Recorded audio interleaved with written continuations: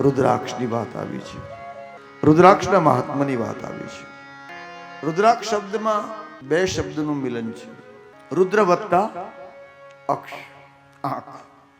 બહારનું દર્શન કરવા માટે પણ આંખ જોઈએ, ચેતતા રહેવા માટે, જાગતા રહેવા માટે પણ આંખની જરૂર, અને સમાધિ લગાવવા માટે પણ આંખ જોઈએ. અંદરની યાત્રામાં પણ આંખ જોઈએ અને બહારની યાત્રામાં પણ આંખ જોઈએ. આંખની અંદરનું તેજ, આંખની અંદરનું અમી, આંખની અમીરા જેટલી હોય એટલો વ્યક્તિ સદ્ધર કહેવાય સાહેબ. અને મારીને તમારી આંખમાં, જીતુ બાપુ વાત કરું તો, બહેનોની આંખ જેવી આ સંસારમાં કોઈની આંખ નહીં. માતાઓની, બહેનોની, દીકરીઓની આંખ એ કોઈ પણ વ્યક્તિને જોવે એટલે એને ખબર પડી જાય કે આ વ્યક્તિ મને કઈ રીતે જુએ છે. ભલે રિએક્ટ કરે કે ન કરે, પણ એને તરત સમજાય જાય કે જોવાની દ્રષ્ટિ કેવી છે. કોઈ તરત કે હવે આને કોઈ ઘેર નહીં લાવતા, કુદરતે અનંત શક્તિ આપે છે. તો રુદ્ર એટલે ભયંકર. એમાંથી રુદ્રને પણ તોડો, રૂ વત્તા દ્ર. રૂ એટલે રુગ્ણ, દુઃખ, દારિદ્ર, સંતાપ, ઈર્ષા, અદેખાય, પાપ, સંતાપ, પીડા. અને દ્ર એટલે દ્રવીભૂત થવું, છૂટવું, તૂટવું, કપાવું, ડાયલ્યુટ થવું. જે મારા તમારા દુઃખ, દારિદ્ર્ય, અંધકાર, તમસ આદિને ધોઈને ભગાવી દે છે, દ્રવીભૂત કરી દે છે, એનું નામ છે રુદ્ર. અને જે મારીને તમારી આંખ ખોલી નાખે છે એ છે રુદ્ર. બિલાડીના બચ્ચાનો જન્મ થાય તો પછી એને બચ્ચાની આંખ તરત ન ખુલે, 4 દિવસ થાય ને, 4 કે 5 દિવસ થાય પછી એની આંખ ખુલે.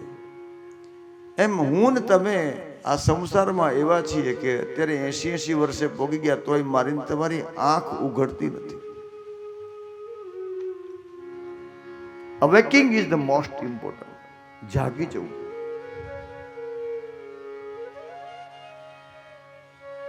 આજનો માણસ બધું જોવા જાણવા છતાં સમજવા રાજી નથી.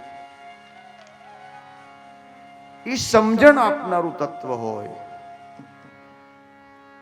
આપણે કહીએ હવે મારી આંખ ખુલી ગઈ, હવે હું ધ્યાન રાખીશ.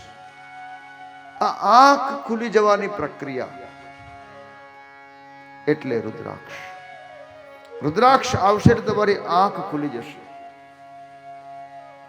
આંખ ખુલશે પછી આંખ નિર્મળ બનશે, આંખ પવિત્ર બનશે, આંખ ઓજસ્વી બનશે. શિવ જ્યારે દ્રવીભૂત થાય, શિવ પીગળે, હિમાલય પીગળે ત્યારે ગંગામાં પાણી ભળે અને એક મહાન સ્તરિતાનું નિર્માણ થાય. એમ રુદ્ર પીગળે, રુદ્ર દ્રવીભૂત થાય, રુદ્ર રેડિયો, રુદ્રની આંખમાંથી અશ્રુ, 2 અવસ્થાના અશ્રુ કીધા. સુખનું છે કે દુઃખનું એ કોઈ શક્યું ન જાણે. શંકર દ્રવીભૂત થયો, શંકર પીગળ્યો, શંકરમાં દયાના આંસુડા ઉભરાયા, કરુણાના અશ્રુબિંદુ જ્યારે છલકાયા, એ સંસાર આ ભૂમિ પર પડ્યા અને એમાંથી સુંદર વૃક્ષો ઉત્પન્ન થયા. એનું નામ રુદ્રાક્ષ છે. શિવપ્રિયતમો જ્ઞેયો રુદ્રાક્ષ પરપાવન દર્શનાત સ્પર્શાત જાપ્યાત સર્વ પાપ હર સ્મૃત.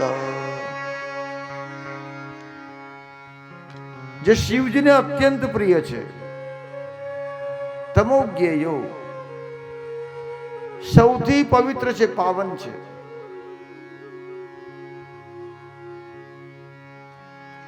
રુદ્રાક્ષનું દર્શન, સ્પર્શ અને એને તેના દ્વારા જાપ.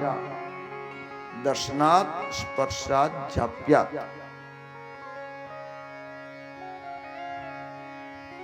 આને શ્રેષ્ઠ માનવામાં આવે છે.